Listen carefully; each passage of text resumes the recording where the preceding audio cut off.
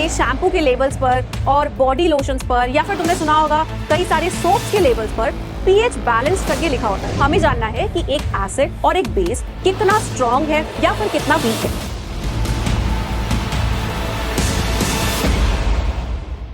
Hello everyone, I welcome you all to this amazing session of learning chemistry with me. आज हम पढ़ने वाले हैं one of the most important topics of chapter 2, that is acids, bases and salts. And what is that topic? That is strength of acids and bases. और हम उसे किस term से पढ़ने वाले हैं? We are going to study the strength of acids and bases in terms of pH. What is pH actually? और pH scale क्या होता है? उसे हम समझने वाले हैं आज के लेक्चर में।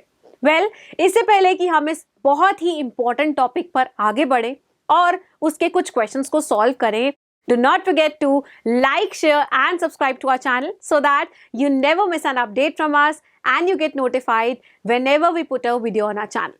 So शुरू करते हैं अपना पहला topic, that is pH, right? चलो, तो बहुत सारे शैम्पू के लेबल्स पर और बॉडी लोशंस पर या फिर तुमने सुना होगा कई सारे सोप्स के लेबल्स पर pH बैलेंस्ड करके लिखा होता है। Now what is that balanced pH? और pH एक्चुअली में होता क्या है? ठीक, तो हम बहुत सारी जगहों पे ये टर्म तो देखते हैं, but actually we are not familiar with what is the actual और literal meaning of this term pH, जिसे कि हम स्मॉल p और कैपिटल H से डिनोट कर रहे हैं। pH actually power of hydrogen है या फिर P stands for potence, right? तो ये हमें बता रहा है कि what is the concentration of hydrogen ion और I can say what is the concentration of hydronium ion. ठीक, तो acids क्या देते हैं? Acids give us H plus ions and what does bases give us? Bases give us OH minus ions. तो हमें जानना है कि एक एसिड और एक बेस कितना स्ट्रॉन्ग है या फिर कितना वीक है। तो उसे जानने के लिए हमने एक टर्म बनाया, दैट इज pH, जो कि हमें बताने वाला है what is the concentration of H plus ions. So अगर मैं मैथमेटिकल एक्सप्रेशन की बात करूं, it is denoted by minus log to the base 10 of hydrogen ion concentration, और I can say minus log to the base 10 of hydronium ion concentration. ठीक, अब ma'am ये log क्या होता है? बिल्कुल टेंशन लेने की जरूरत नहीं है, बिकॉज हमारे मतलब की जो चीज है वो ये है कि अगर मैं इस फॉर्मूला को समझूं तो जो सबसे इंपॉर्टेंट चीज या ऑब्जर्वेशन मुझे यहां से मिल रही है, that is inversely proportional to the H plus ion concentration. मतलब जितना ज्यादा H प्लस आयंस की कॉन्सेंट्रेशन होगी किसी सोल्यूशन में, उतना ही कम उसका pH होगा, या फिर अदर वे राउंड बोलूं, जितनी कम कॉन्सेंट्रेशन H प्लस आयंस की होगी उतना ज्यादा pH होगा उस सोल्यूशन का। ठीक, तो सिंपल टर्म्स में अगर हम बात करें कि pH हमें क्या बता रहा है, it is telling us about the hydrogen ion concentration, जिसे हम किस में मेजर करते हैं? We measure it in terms of moles per litre, जो कि यूनिट है कॉन्सेंट्रेशन का। चलो, तो अब देखते हैं कि इस pH को मेजर करने के लिए कैसा स्केल बनाया जाता है। सो एक्चुअली में हुआ क्या कि सोरेनसन नाम का एक साइंटिस्ट था जिसने कि एक pH का स्केल बनाया, राइट? तो pH को मेजर करने के लिए हमने एक स्केल बनाया, जैसे तुम किसी की लेंथ को मेजर करते हो या वेट को मेजर करते हो, तुम इसे मेजर करते हो with the help of scale और वेइंग बैलेंस। तो हमें मेजर करना था हाइड्रोजन आयन का कॉन्सेंट्रेशन, तो सोरेनसन ने बनाया एक pH का स्केल। ठीक, तो it tells us about the strength of acidic solutions as well as the basic solutions. ठीक है, अब तुम्हारे दिमाग में ये सवाल आ रहा होगा कि मैम बेस की कॉन्सेंट्रेशन तो OH माइनस आयन से पता की जाती है, देन सिर्फ H प्लस आयन की कॉन्सेंट्रेशन पता होने से हम कैसे किसी बेस की कॉन्सेंट्रेशन को बता सकते हैं? इस क्वेरी को अभी 2 मिनट में रिजॉल्व करेंगे, ठीक है, with the help of pH scale. तो पहले जान लेते हैं कि एक्चुअली में pH स्केल होता क्या और किसके बीच में रेंज करता है। So the strength of N acid of base is measured by the scale of pH which is called pH scale, और ये किसके बीच में रेंज करता है? It ranges between 0 to 14। ठीक है, तो ये स्केल होगा 0 से लेके 14 के बीच में। इसके कोई भी यूनिट्स नहीं होते, जैसे हम सेंटीमीटर, किलोग्राम ये सब लगाते हैं बाकी क्वांटिटीज के पीछे, हमें कोई यूनिट नहीं यूज करना है। दैट मीन्स हमें सिर्फ नंबर्स के हिसाब से हमें बताना है कि व्हाट इज द कॉन्सेंट्रेशन। तो बेसिकली कंक्लूजन क्या निकला कि हमें अगर हाइड्रोजन आयन की कॉन्सेंट्रेशन को मेजर करना है किसी सोल्यूशन में, so we will measure it with the help of the number which is indicated on the pH scale. चलो देखते हैं कि ये पीएच स्केल आखिर दिखता कैसा है। So it looks like this somewhat, right. तो 0 से स्टार्ट किया 14 तक, you can see 7 बीच में आ रहा है। now what does this 7 indicate? this 7 is indicating the neutral solution, मतलब ना तो H प्लस ज्यादा है और ना ही OH माइनस ज्यादा है। जितना H प्लस है उतना ही क्या है, OH माइनस। तो ना तो वो एसिडिक है और ना ही वो बेसिक है, ठीक। सो 7 को हमने इंडिकेट कर दिया न्यूट्रल से। अब अगर मैं 7 से 0 की तरफ अप्रोच करते हैं, ठीक, हम 7 से आए 6 पे, 5 4 3 2 1 एंड 0। जैसे जैसे हम 0 की तरफ बढ़ते हैं तो जो एसिडिक स्ट्रेंथ है, एसिडिक कैरेक्टर है, वो बढ़ने लगता है। अब एसिडिक कैरेक्टर किससे इंडिकेट होता है? It is indicated with the help of H plus ion concentration, yes. और सिमिलरली अगर मैं 7 से 14 की तरफ चले जाऊं, that means 8 9 10 and so on, हम 14 की तरफ बढ़ रहे हैं। What is increasing? The basic character is increasing, मतलब उसका जो basic strength है वो बढ़ता चला जा रहा है, and that is indicated by the increased concentration of OH minus ions, ठीक। तो चलो देखते हैं कि ये जो acidic character बढ़ रहा है उससे हमें क्या पता चल रहा है। We are getting to know that if the acidic character is increasing, that means जो H plus ion है उसकी concentration बढ़ रही है। और अगर किसी चीज की concentration बढ़ रही है, that means दूसरे की concentration क्या हो जाएगी, कम हो जाएगी। दैट मीन्स OH माइनस की कॉन्सेंट्रेशन क्या होती जाएगी, as I move from 7 towards 0, OH minus की कॉन्सेंट्रेशन कम, मतलब एसिडिक कैरेक्टर ज्यादा और बेसिक नेचर कम। सिमिलरली अगर मैं 7 से 14 की तरफ चले जाऊं, तो 7 से 14 जब हम जाएंगे तो OH माइनस की कॉन्सेंट्रेशन क्या हो रही है, इंक्रीज कर रही है। अगर OH माइनस की कॉन्सेंट्रेशन बढ़ रही है, that means H plus ion की कॉन्सेंट्रेशन क्या हो रही है, कम हो रही है।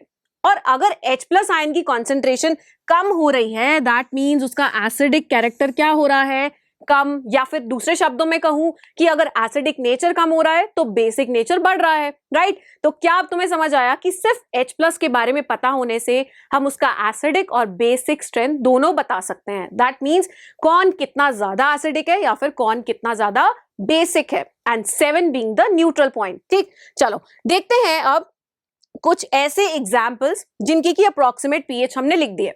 Well this is an activity in the NCERT जिसके अंदर बहुत सारे सॉल्यूशंस का पीएच तुमसे पूछा गया है। So I have come up with the solution of that activity for your ease because this has come in boards and several olympiads a number of times, right. मैं बता नहीं सकती कि कितनी बार इसके ऊपर क्वेश्चन आता है।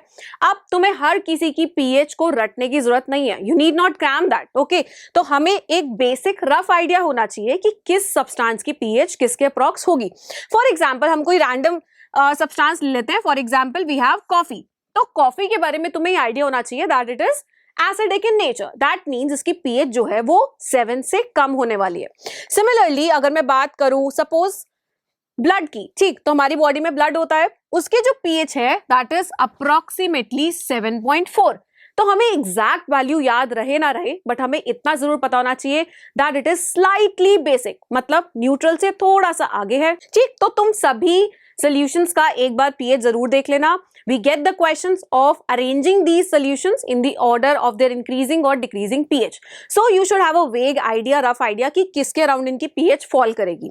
चलो तो नेक्स्ट देखते हैं, अगर मैं प्योर वाटर की बात करूं। अब जो प्योर वाटर होता है वो ना तो एसिडिक होता है और ना ही बेसिक होता है, and if something is neither acidic nor basic तो हम बोल सकते हैं कि वो कैसा सोल्यूशन है, दैट इज न्यूट्रल सोल्यूशन। और न्यूट्रल सोल्यूशन के अंदर जो H प्लस और OH माइनस की कॉन्सेंट्रेशन है दैट इज इक्वल, मतलब ना तो H प्लस ज्यादा है ना फिर OH माइनस ज्यादा है, दैट मीन्स दोनों का बराबर कॉन्सेंट्रेशन है। जब दोनों ही बराबर है दैट मीन्स ना तो वो एसिडिक होगा ना ही बेसिक होगा, ठीक।